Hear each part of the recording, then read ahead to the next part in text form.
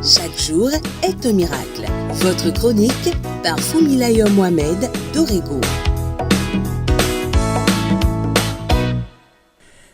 Bonjour, nous voilà au premier lundi de la citoyenneté. De quel côté vous trouvez-vous? Êtes-vous un citoyen ou vous ne l'êtes pas encore? Surprenante ma dernière question, n'est-ce pas? Pourtant, elle est légitime, car on peut être né dans un pays, y vivre, sans pour autant en être citoyen. Le citoyen en termes simples et faciles, de manière authentique, est celui qui a choisi librement d'adhérer à une cité. Or, pour adhérer à une cité, tout comme dans une organisation, il faut avoir rempli des conditions propres à cette dernière en amont.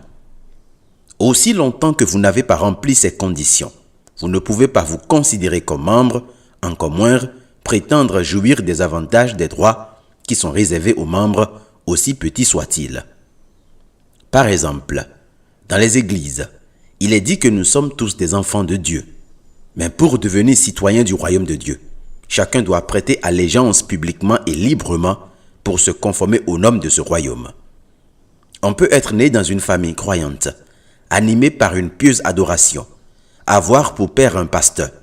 Mais si on ne choisit pas soi-même de suivre la lumière, si on ne le confesse pas soi-même de sa bouche et si on ne s'applique pas rigoureusement à respecter les normes, cela ne garantit en rien qu'on est citoyen du royaume de Dieu et en mesure par conséquent de jouir des droits qui sont réservés aux membres.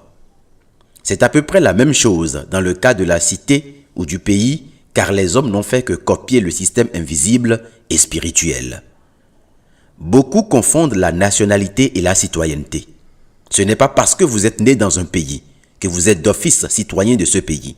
Ce n'est pas parce que vous avez la nationalité d'un pays que vous êtes d'office citoyen de ce pays. Ce n'est pas parce que vous habitez un pays, fût-il pendant des années, que vous en devenez le citoyen. Non, il faut bien plus. Il faut votre engagement personnel pour appartenir à cette cité. On peut vivre dans un pays pendant des années et être simplement un habitant, un résident, un réfugié. Et la vérité est que nous avons très peu de citoyens dans nos pays. Et peut-être que vous en êtes un. Nous avons des personnes qui se soucient peu du fonctionnement de leur pays, de leur localité et de leur rue. Des personnes qui ne s'impliquent en rien dans la gestion publique. Des personnes qui ne contribuent à rien à la base, mais qui se réclament citoyens dès que la moindre réforme est prise ou la moindre loi est votée à l'encontre de leurs intérêts. Nous avons des personnes qui sont spécialistes de bavardage, d'insultes, d'insurrection, mais qui jamais n'ont investi un copec dans la chose publique. C'est un drame et c'est une usurpation. Avant de réclamer, assurez-vous d'être au pas. Car être citoyen, c'est d'abord accomplir des devoirs avant de jouir des droits. Dans les temps anciens, on déclarait citoyens ceux à qui on reconnaissait des droits politiques, c'est-à-dire ceux qui peuvent participer à la gestion publique ou tout au moins y influer. Ces types de personnes répondaient à un minimum de critères dans la société conformément au respect des normes définies. Quand on n'est pas en mesure de respecter ne serait-ce que les feux tricolores, les infrastructures, le paiement de ses impôts, l'assainissement de la ville, quand on n'est pas en mesure d'apporter sa contribution, de protéger son pays, son environnement, quand on ne peut même pas respecter les lois qu'on s'est nous-mêmes assignées, on ne peut être soi-même citoyen et se prévaloir de droits. On est simplement un déserteur, un usurpateur et même un destructeur. La question que je vous pose est, êtes-vous un citoyen ou un déserteur? Êtes-vous citoyen ou usurpateur? Celui qui profite des biens d'autrui comme si c'était le sien. Si vous voulez le développement, vous devez devenir d'abord citoyen. C'est un impératif.